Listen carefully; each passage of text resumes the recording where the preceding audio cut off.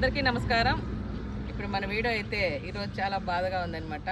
ఎందుకంటే అవ్వ పడింది కదా, లక్ష్మీదేవమ్మ అవ్వకైతే పాపం అంత సన్నగా ఉన్నా, ఆమె అంత వయసు అయినా ఎంత యాక్టివ్గా మళ్ళాడుకుంటుండేదో.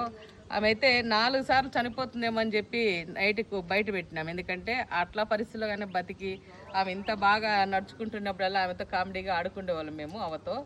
ఈరోజు అవ్వ చాలా సీరియస్గా పాపం కాలు అయితే ఇబ్బందిగా ఉంది, నడుము కాలు.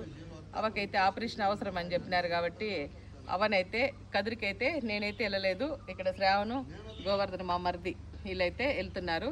చూడండి, నాకు కానీ ఇప్పుడు మా మరిది లేకపోయింటే నేను వెళ్ళాల్సింది వచ్చి హాస్పిటల్కు.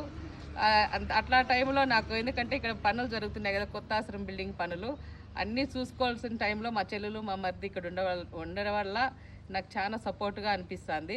ఇప్పుడు అవనైతే అవ్వ బాగా అయ్యేదాకా హాస్పిటల్లో నేను ఉంటాలేమ్మా అని చెప్పి మా మరిది వెళ్తున్నాడు. అవ్వకైతే బిరిన్నా బాగా కావాలని చెప్పి మీరు అందరూ మనస్ఫూర్తిగా ఆశీర్వదిస్తారనుకుంటున్నాను.